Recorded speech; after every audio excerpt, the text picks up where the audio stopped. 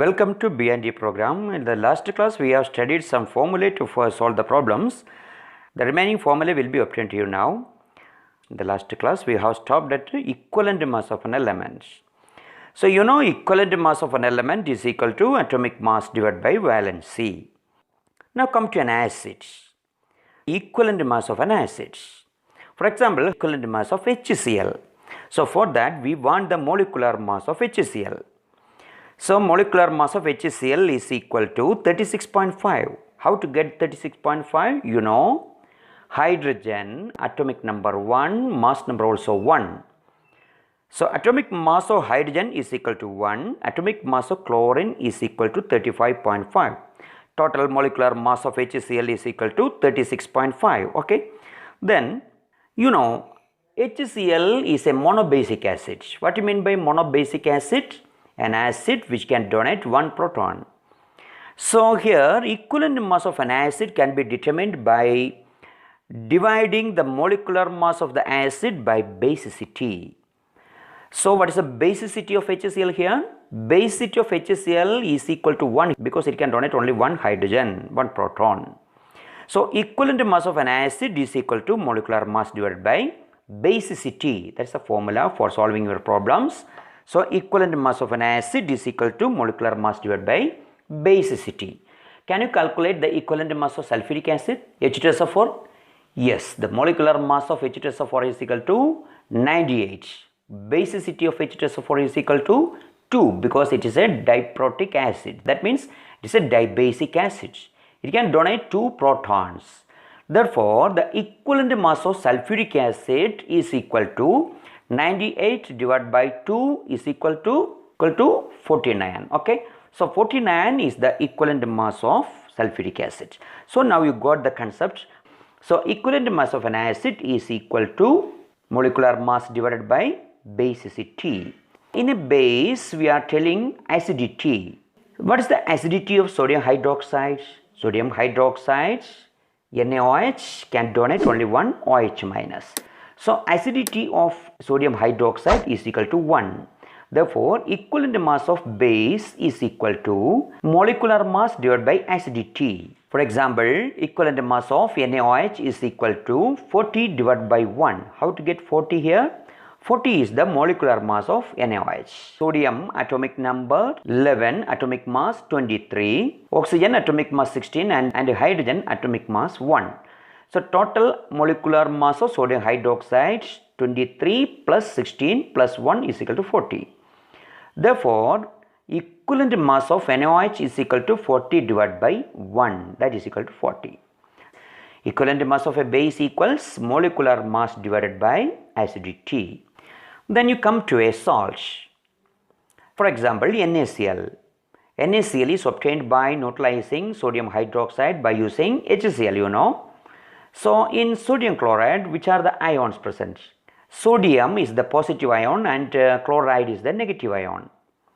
So the formula for determining the equivalent mass of a salt, that is equivalent mass of a salt is equal to formula mass divided by total positive or negative charge. Either you take total positive charge or you take total negative charge and you divide formula mass with this charge. Thus you are getting equivalent mass of a salt. For example, you take NaCl. Formula mass of NaCl is equal to 58.5. Total positive charge is equal to 1 or total negative charge is also 1. Therefore, equivalent mass of NaCl is equal to 58.5 divided by 1 equals 58.5. Okay. Then you come to an oxidizing agent. Equivalent mass of an oxidizing agent is equal to molecular mass divided by total change in oxidation number. That's all. Percentage composition is equal to mass of the element divided by molar mass into 100. The percentage composition of carbon present in calcium carbonate, for that you have to determine the mass of the element there, then total molar mass, and you multiply this ratio with 100. So you get percentage composition. If A and B are the two components, WA is the weight of that component A, WB is the weight of the component B. Then mass percentage of B equals weight of B divided by total weight of these two components into 100.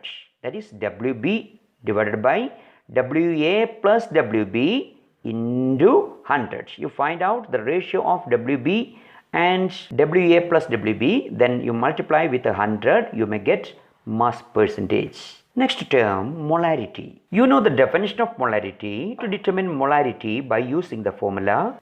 So for that we want the weight of the solute WB, we want the molecular weight of the solute MB, and we want the volume of the solution in ml. Then once again we want weight of the solute in gram WB, we want the molecular mass of the solute, and we want the volume of the solution in ml. This molarity is equal to WB into 1000 divided by MB into V, where V is in ml. If molarity is given, we can determine molecular mass of the solute. Provided WB is given and volume is also given, we can find out the weight of the substance required to prepare a definite volume of the solution having a definite molarity if molecular mass of the solute is given. Next is normality. You know normality. You know the definition of normality, number of gram equivalents present in 1 liter of the solution. Number of gram equivalents of the solute present in 1 liter of the solution is called normality. To calculate normality, we want again the weight of the solute in gram, we want the gram equivalent mass of the solute and volume of the solution in ml.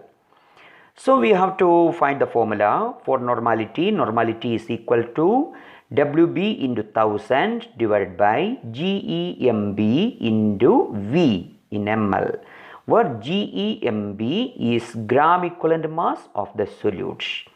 Once again, normality N is equal to WB into 1000 divided by GEMB into V in ml. It's a very interesting formula.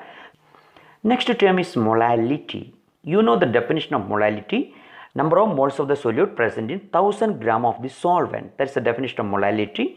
And here we want the weight of solute in gram. Then we want gram molecular mass of the solute, and we want the weight of the solvent in gram.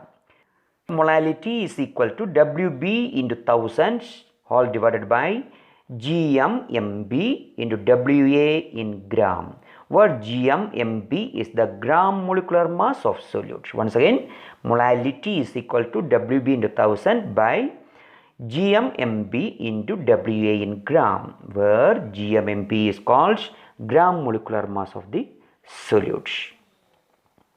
Here we have to think one thing, because sometimes in the question the weight of the solution may be given. So you have to subtract the weight of the solute from this weight to get the weight of the solvent. Once again, sometimes in the question weight of the solution may be given. So from that we have to subtract the weight of the solute to get weight of solvent. Then we have to substitute WA in gram. Then if molarity is given, determine normality. It's very interesting. For your entrance examinations, this type of questions may be asked. So molarity is given. There is a formula for that. Molarity into GMM. So what is GMM?